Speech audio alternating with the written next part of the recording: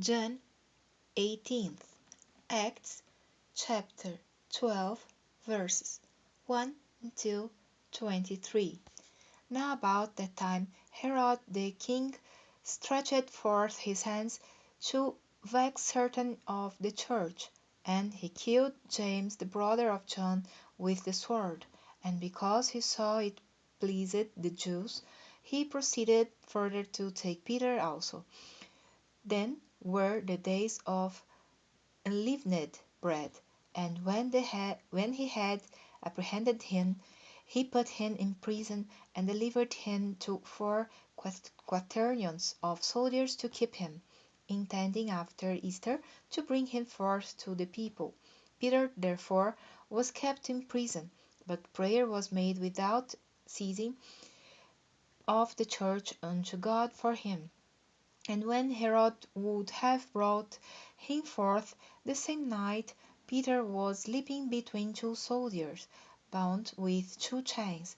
And the keepers before the door kept the prison. And behold, the angel of the Lord came upon him, and a light shined in the prison. And he smote Peter on the side, and raised him up, saying, Arise up quickly. And his chains fell off from his hands. And the angel said unto him, Gird thyself, and bind on thy sandals. And so he did. And he saith unto him, Cast thy garment about thee, and follow me. And he went out, and followed him, and wist not that it was true which was done by the angel, but, but thought he saw a vision. When they were past the first and the second ward, they came unto the iron gate that leadeth unto the city, which opened to them of his own accord.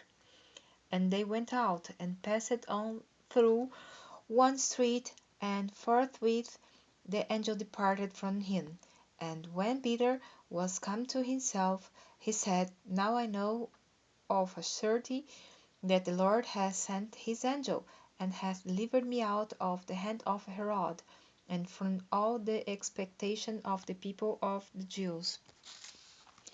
And when he had considered the thing, he came to the house of Mary, the mother of John, whose surname was Mark, where many were gathered together praying.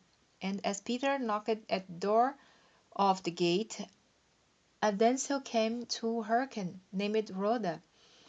And when she knew Peter's voice, she opened not the gate for gladness, but ran in, and told how Peter stood before the gate. And they said unto her, Thou art mad. But she constantly affirmed that it was even so. Then said they, It is his angel. But Peter continued knocking, and when they had opened the door and saw him, they were astonished. But he, becoming unto them, beckoning unto them with the hand to hold their peace, declared unto them how the Lord had brought him out of the prison. And he said, Go show these things unto James and to the brethren. And he departed and went into another place. Now as soon as it was day, there was no small stir among the soldiers, what was become of Peter. And when Herod had sought for him, and found him not, he examined the keepers, and commanded that they should be put to death. And he went down from Judea to Caesarea, and there abode. And Herod was highly displeased with them of Tyre and Sidon. But they came with one accord to him, and having made Blastus the king's chamberlain their friend, desired peace, because their country was nourished by the king's country.